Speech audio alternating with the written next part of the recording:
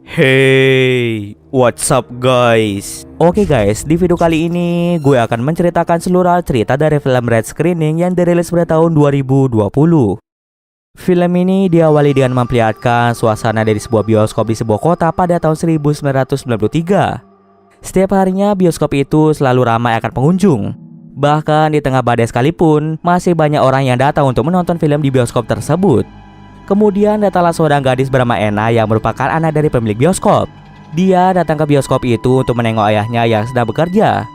Mengetahui bahwa ayahnya berniat untuk bekerja selama 10 jam, Ena langsung memarahi ayahnya tersebut. Saat ini kondisi ayah Ena sedang dalam keadaan yang tidak sehat. Ena merasa khawatir jika ayahnya terus memaksakan diri untuk bekerja, maka kesehatan ayah Ena akan menurun lagi. Maka dari itu, Ena memutuskan untuk menggantikan ayahnya dalam memutarkan film di bioskop. Lagi pula, ini adalah jadwal pemutaran film yang terakhir untuk hari ini, dan jumlah penontonnya tidak sebanyak jam-jam sebelumnya. Ayah Ena pun mengalah dan membiarkan Ena mengambil alih pekerjaannya. Sebelum pulang, ayah Ena berpesan pada penjaga bioskop yang bernama Riko untuk menjaga Ena.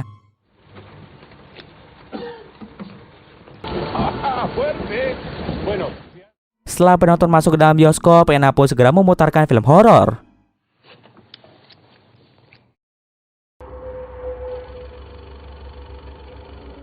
Penonton pada film kali ini hanya berjumlah sedikit, yang terdiri dari sepasang kekasih bernama Gabriel dan Jerry, 3 orang sahabat bernama Angela, Esteban, dan Goni, seorang anak kecil bernama Thomas, seorang gadis cantik bernama Brooke, dan seorang kakek tua.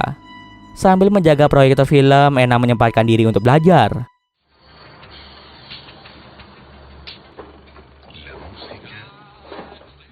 Tak usah lama, Riko masuk ke dalam ruang kontrol.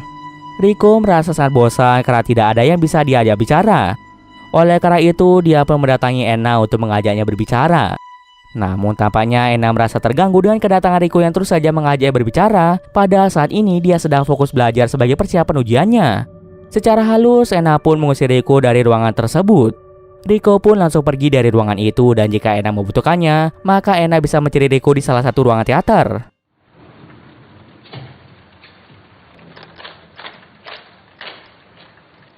Di teater, terlihat semua penonton sedang fokus menikmati film tersebut. Saking fokusnya, mereka tidak menyadari bahwa ada psikopat yang melintas masuk ke dalam bioskop itu. Korban pertama dari psikopat itu adalah seorang kakek yang sedang menonton film sendirian.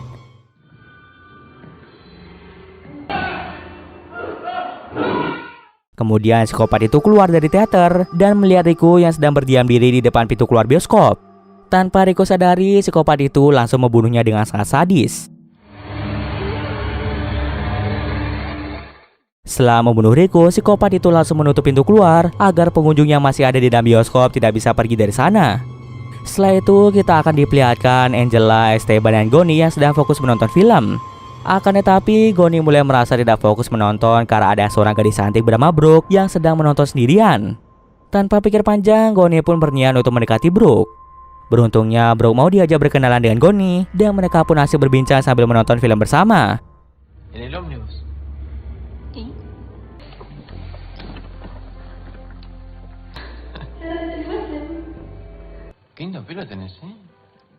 Tiba-tiba saja Goni dan Brooke malah berciuman. Saking asiknya berciuman, mereka berdua tidak menyadari jika psikopat itu sudah berada di belakang mereka. Psikopat itu langsung menusuk kepala mereka dengan kawat besi. Psikopat itu mulai menata mayat mereka berdua agar terlihat seperti sedang berciuman. Tujuannya adalah supaya penonton lain tidak mencurigai pembunuhannya yang telah dilakukan oleh psikopat tersebut. Sementara itu, Gabriel berniat untuk pergi dari bioskop karena dia ingin menghadiri acara ulang tahun tantenya. Jerry pun izin sebentar untuk membersihkan celananya di toilet sebelum mereka pergi dari bioskop. Ketika berjalan menuju toilet, Jerry terpeleset noda darah bekas pembunuhan yang dilakukan oleh psikopat tersebut. Lalu dia pun bertemu dengan Ena yang sedang kebingungan mencari keberadaan Riko. Ketika berada di toilet, Jerry menyadari ada noda darah pada celananya. Namun dia masih merasa ragu-ragu tentang darah itu apakah asli atau hanya cat berwarna merah saja. Saat Jerry sedang buang air kecil, psikopat itu langsung membunuhnya.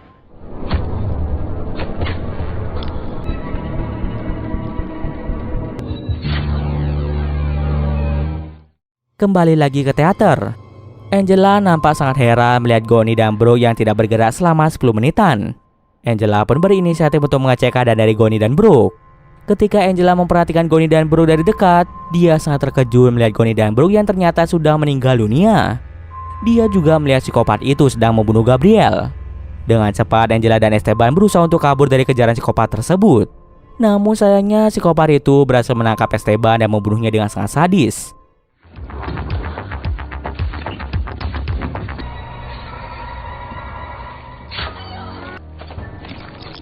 Setelah membunuh Esteban, psikopat itu mulai mengejar Angela.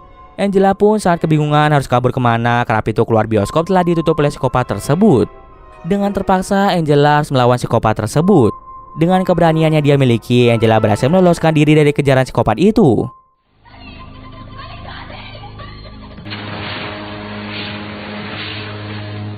Di sisi lain, Anna mulai menyadari ada sesuatu yang aneh terjadi pada penonton yang ada di dalam teater bioskop. Dan benar saja, ketika Anna masuk ke dalam teater, dia sangat terkejut melihat hampir semua pengunjung bioskop sudah dibunuh dengan sadis. Ketika diperhatikan lebih dekat, mata dari para korban psikopat itu telah dicongkel oleh psikopat tersebut. Tak berselang lama, Anna bertemu dengan Angela di dalam teater. Anna berusaha untuk menenangkan Angela yang terlihat sangat panik dan ketakutan akibat dikejar oleh psikopat tersebut. Kemudian psikopat itu datang ke sana dan berniat untuk membunuh mereka berdua. Anna dan Angela pun bekerja sama untuk membuat psikopat itu menjadi tidak berdaya. Setelah rencananya berhasil, mereka menutup pintu teater agar psikopat itu tidak bisa keluar dari sana. Setelah berhasil mengurung psikopat itu, Anna dan Angela berniat untuk mencari telepon agar bisa menghubungi polisi. Namun sayangnya, Angela malah merusak telepon yang ada di dalam loket bioskop.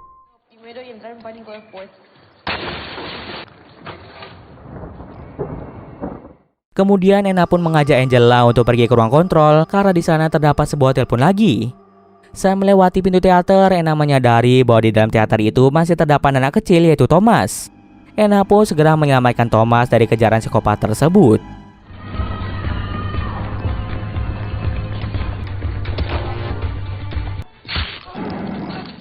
Mereka bertiga segera berlindung di dalam ruang kontrol. Anna pun langsung menelpon polisi untuk memberitahukan tentang teror psikopat itu. Baru saja merasa aman, mereka bertiga kembali didatangi oleh psikopat tersebut.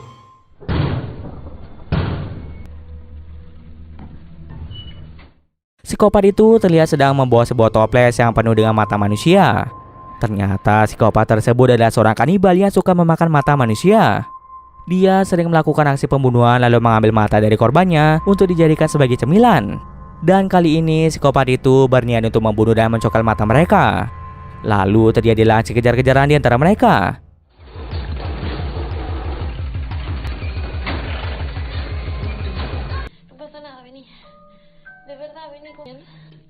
Sayangnya dalam aksi kejar-kejaran itu, Angela berhasil ditangkap dan dibunuh dengan sangat sadis oleh psikopat tersebut.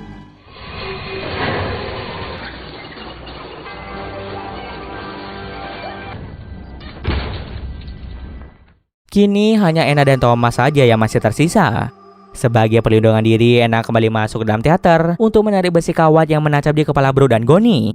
Dengan besi itu, Anna berencana untuk membunuh psikopat tersebut. Saat mereka sedang mencari psikopat itu, tiba-tiba saja dari belakang, psikopat itu langsung menyerang Anna. Melihat Anna terjatuh, psikopat itu berusaha untuk membunuh Thomas. Kesempatan itu digunakan Anna untuk kembali bangkit dan langsung menusuk psikopat itu dengan besi yang dia bawa. Pada akhirnya, psikopat itu pun meninggal di tempat.